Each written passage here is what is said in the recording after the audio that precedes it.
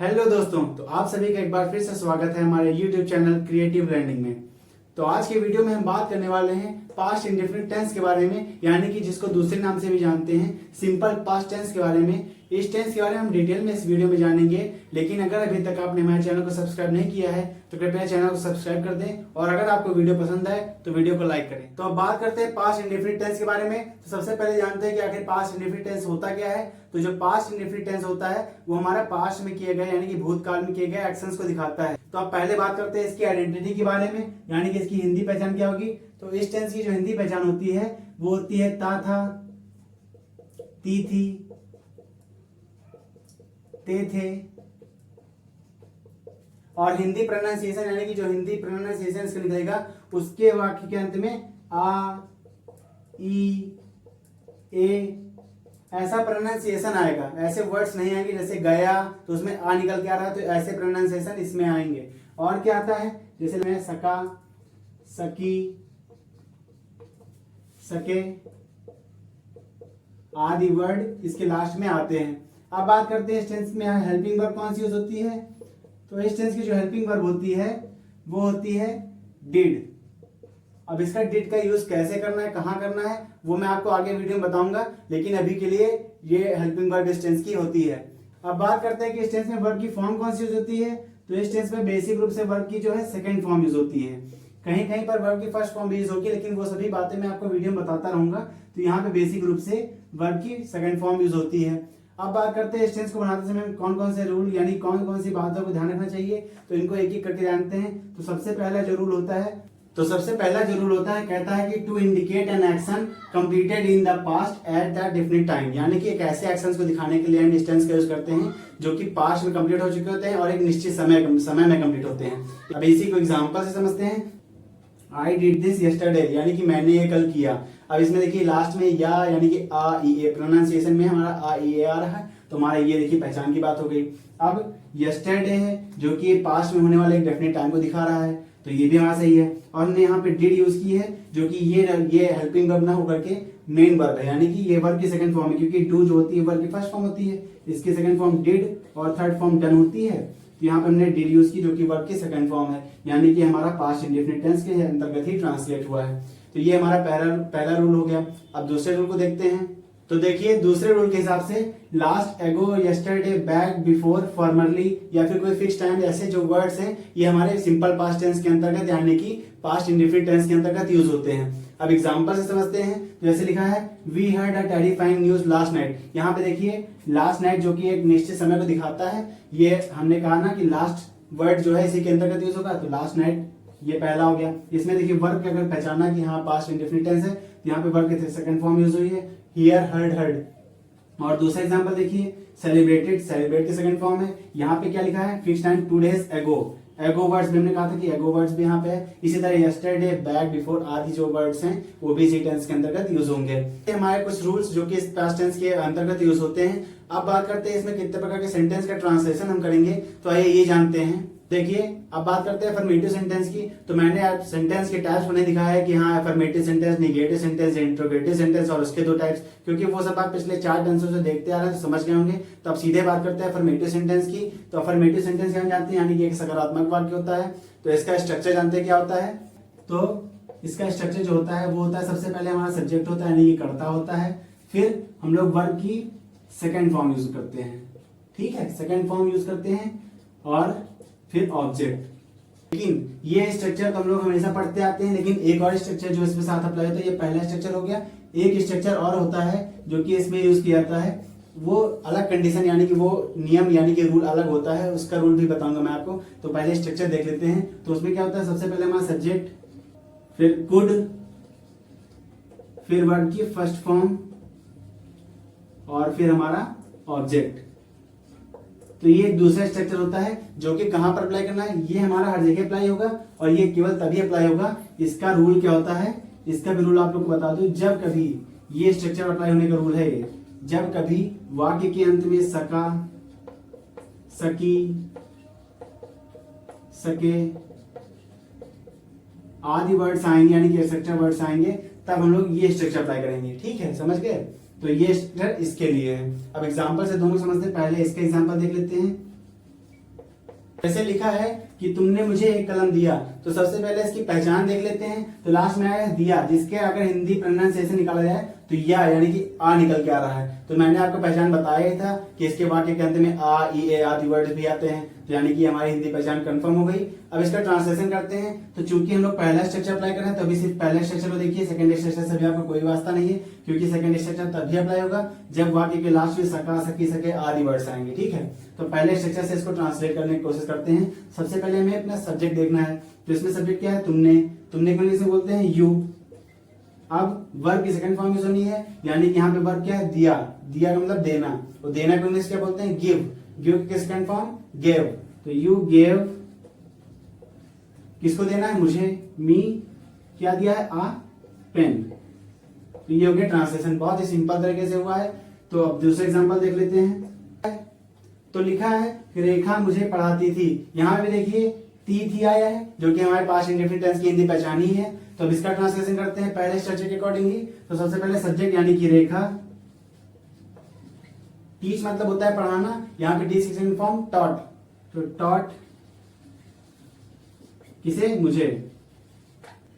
बहुत ही सिंपल है, बहुत ही आसान है। तो अगर आपको ये बातें समझ में आ रहा है तो एक बार वीडियो को जरूर से जरूर लाइक कर दें। अब इस सेकंड वाले स्ट्रक्चर को देखते हैं, इसका स्ट्रक्चर भी अप्लाई करके देखते हैं एग्जांपल से। तो आइए उसका एग्जांपल देखते हैं। जैसे लिखा है, अभी सेकंड स्ट्रक्चर का एग्जांपल है, पहले समझा दूं।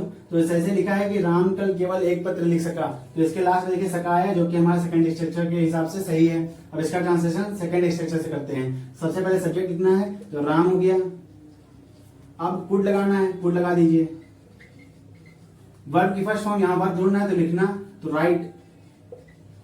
बाकी जो बचा है वो अपने हिसाब से ट्रांसलेट कर देते हैं। तो राइट ओनली वन लेटर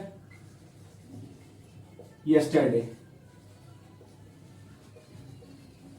ये भी देखिए बहुत ही आसान तरीके से ट्रांसलेट हो गया। इसका एक और एग्जांपल देख लेते हैं। तो जैसे लिखा है, मैं उसे केवल 5 रुपए दे सका। तो इसका भी ट्रांसलेशन करते हैं, लेकिन पहले देखिए यहाँ पे सका है, यानी कि हमारा सेकंड स्ट्रक्चर परफेक्ट। अब इसका ट्रांसलेशन करते हैं। सबसे पहले सब्जेक्ट, तो आई कुड, देना गिव, गिव उसे हिम ओनली 5 रुपीज। ये देखिए बहुत ही आसान तरीके से ट्रांसलेट हो गया।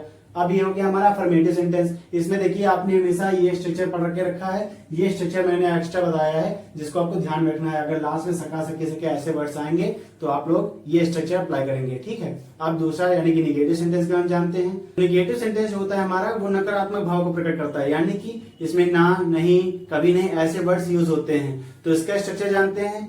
तो इसका स्ट्रक्चर जो होता है, उसमें हमारा सबसे पहले सब्जेक्ट, फिर हेल्पिंग वर्ब इसमें यूज होती है। उसमें हम लोगों ने हेल्पिंग वर्ब यूज नहीं किया था, उसमें सिर्फ वर्ब की सेकंड फॉर्म यूज की थी। तो यहाँ पे हेल्पिंग वर्ब यूज होती है, जो कि होती है हमारी डिड। फिर नॉट, उसके बाद में वर्ब की फर्स्ट फॉर्म। वहां पे हम लोगों ने वर्ब की सेकंड फॉर्म यूज की थी, यहाँ पे हम लोग वर्ब की फर्स्ट फॉर्म यूज करेंगे। वर्ब की फर्स्ट फॉर्म, फिर हमारा ऑब्जेक्ट। ये हो गया हमारा स्ट्रक्चर नेगेटिव सेंटेंस का। अब इसका दूसरा स्ट्रक्चर जान लेते हैं, यानी कि रूल के हिसाब से जो हम लोगों ने बताया था कि पहला रूल ये हो गया। दूसरा रूल कब? जब हम लोग के रूल में सका, सकी, सके आदि वर्ड्स आएंगे तो हम लोग कौन सा स्ट्रक्चर अप्लाई करेंगे? तो उसका स्ट्रक्चर देख लेते हैं। उसमें सबसे पहले सब्जेक्ट, फिर कुड, फिर नॉट, फिर वर्ब की फर्स्ट फॉर्म, फिर ऑब्जेक्ट। ठीक है, ये हमारा सेकंड स्ट्रक्चर यानी कि रूल के अकॉर्डिंग स्ट्रक्चर है, जो कि हमारा रूल कहता है कि लास्ट में अगर सका, सकी, सके आदि वर्ड्स आएंगे तो ये चीज आपको ध्यान में रखनी है। ठीक है, कि कभी भी लास्ट में सका, सके, सके वर्ड्स आएंगे तो हम लोग सेकंड वाला स्ट्रक्चर ही अप्लाई करेंगे। अब दोनों को एग्जांपल से समझते हैं। पहले इस वाले स्ट्रक्चर का एग्जांपल देख लेते हैं। तो एग्जांपल देखते हैं।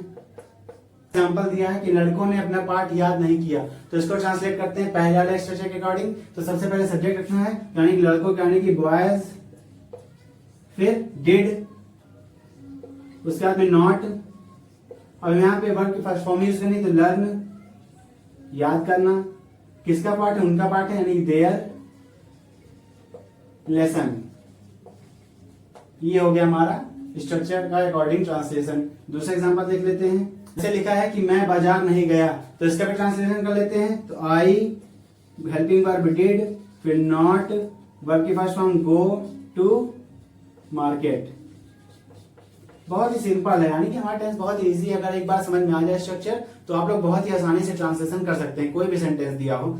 अभी हो गया हमारा फर्स्ट स्ट्रक्चर अप्लाई हो गया। अब सेकंड स्ट्रक्चर के भी एग्जांपल देख लेते हैं। वे सोमवार को दिल्ली नहीं जा सके, इसका ट्रांसलेशन सेकंड स्ट्रक्चर के अकॉर्डिंग करते हैं। यहाँ पे देखिए सके है, आया है, ठीक है। अब इसका ट्रांसलेशन करते हैं। सबसे पहले सब्जेक्ट तो दे, फिर कुड, फिर नॉट, वर्ब की फर्स्ट फॉर्म यूज करनी है तो गो टू, कहां जाना है, दिल्ली, ऑन मंडे।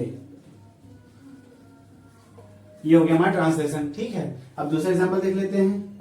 जैसे लिखा है मैं कल अपने कपड़े नहीं धो सका, तो इसका ट्रांसलेशन करते सकाया है, तो देखते हैं सबसे पहले आई कुड नॉट, वर्ब की फर्स्ट फॉर्म यानी कि वॉश, कब किसके कपड़े, मेरे कपड़े हैं, माई क्लोथ्स, यस्टरडे, यस्टरडे। ये हो गया हमारा ट्रांसलेशन। ये हो गया हमारा निगेटिव सेंटेंस। अब इंट्रोगेटिव सेंटेंस की ओर जाते हैं, करते हैं इंट्रोगेटिव सेंटेंस की। तो इसके अंतर्गत हम लोग पहला टाइप पढ़ेंगे स्टार्ट विद हेल्पिंग वर्ब, यानी कि सहायक क्रिया से शुरू होने वाले वाक्य। और अगर हिंदी में बात की जाए तो क्या से प्रारंभ होने वाले वाक्य। तो आइए इसका स्ट्रक्चर जानते हैं। तो इसका स्ट्रक्चर जो होता है उसमें सबसे पहले हमारी हेल्पिंग वर्ब यानी कि डिड, फिर हमारा सब्जेक्ट, अगर नॉट है तो नॉट लगाएंगे, अदरवाइज नॉट का यूज नहीं करेंगे। फिर वर्ब की फर्स्ट फॉर्म, उसके बाद हमारा ऑब्जेक्ट, फिर क्वेश्चन मार्क। ये हो गया हमारा इंट्रोगेटिव सेंटेंस का स्टार्ट विद हेल्पिंग वर्ब का स्ट्रक्चर। अब इसके एग्जांपल समझते हैं। क्या तुमने मेरी कुर्सी नहीं तोड़ी, तो आइए इसका ट्रांसलेशन करते हैं। तो सबसे पहले हमारा डिड यानी हेल्पिंग वर्ब यूज हो गई, तो डिड, फिर सब्जेक्ट, सब्जेक्ट क्या है इसमें, यू, तो यू। नेगेटिव सेंटेंस अगर नॉट है तो नॉट यूज करेंगे, नॉट आया है यानी नहीं आया है तो नॉट यूज करेंगे। डिड यू नॉट, वर्ब की फर्स्ट फॉर्म, तोड़ना, तोड़ना को इंग्लिश में बोलते हैं ब्रेक, ब्रेक, मेरी chair, my chair, question mark. ये हो गया हमारा इंट्रोगेटिव सेंटेंस का पहला। दूसरा एग्जांपल देखते हैं। राम विद्यालय जाता था, तो इसका ट्रांसलेशन करते हैं। तो did Ram go to school. बहुत इजी है, ठीक है। दोनों एग्जांपल हो गए। अब दूसरा रूल यानी कि इंट्रोगेटिव सेंटेंस के स्टार्ट विद क्वेश्चन वर्ड को जानते हैं। तो अब बात करते हैं स्टार्ट विद क्वेश्चन वर्ड के स्ट्रक्चर की। तो इसमें हम लोग कुछ नहीं करते हैं पहले की तरह, इसमें हम लोग सिर्फ हेल्पिंग वर्ब वाले स्ट्रक्चर से एक जस्ट पहले क्वेश्चन वर्ड को ऐड कर देते हैं, बस। और कुछ नहीं करना होता है, सिर्फ इतना करना होता है। अब इसका भी एग्जाम्पल देखते हैं। तो जैसे लिखा है कि तुमने पत्र क्यों नहीं लिखा, तो देखिए इसमें बीच में क्वेश्चन वर्ड आया है, तो यानी कि हमारा स्टार्ट विद क्वेश्चन वर्ड का स्ट्रक्चर है, अप्लाई होगा इस पे। अब इसका ट्रांसलेशन करते सबसे पहले क्वेश्चन वर्ड को बाहर निकाल लाते हैं। तो वाई, फिर did, subject you, negative word है तो हाँ नॉट। अब वर्ब की फर्स्ट फॉर्म लिखना, right, the letter, question mark. ये हो गया हमारा पहला एग्जांपल। दूसरा एग्जांपल देखते हैं। लिखा है कि तुम्हारे पिताजी कानपुर कब गए, इसका ट्रांसलेशन करते हैं। तो सबसे पहले क्वेश्चन वर्ड बाहर निकाल लेते हैं। तो व्हेन डिड तुम्हारे पिताजी, योर फादर, ठीक है, जाना, go to Kanpur, go to Kanpur. ये हो गया हमारा दूसरा एग्जांपल। तो ये हो गया हमारे इस टेंस के अंतर्गत सिंपल ट्रांसलेशन। अब कुछ कॉम्प्लिकेटेड ट्रांसलेशन की बात करते हैं, जिनको कुछ ऐसे रूल्स की बात करते हैं जो कि जिनमें ये रूल्स अप्लाई नहीं होते हैं या फिर कुछ हद तक रूल अप्लाई नहीं होते हैं, तो उनके बारे में डिटेल में जानते हैं। तो जैसे पहला रूल कहता है कि how much, how many, which, whose के बाद उनसे संबंधित नाउन्स भी आते हैं, यानी कि अगर ये वर्ड्स हम लोग यूज करेंगे, यानी कि सेंटेंस में अगर ऐसे वर्ड्स आए हैं तो उनके बाद जो भी उनके रिलेटेड नाउन होंगे उनसे रिलेटेड उनको यूज किया जाएगा। जैसे एग्जांपल से समझते हैं। जैसे लिखा बच्चे ने कितने आम खाए, तो सबसे पहले हम लोग यहाँ पे कितने क्वेश्चन वर्ड है तो उसको बाहर निकालेंगे। तो हाउ मैनी,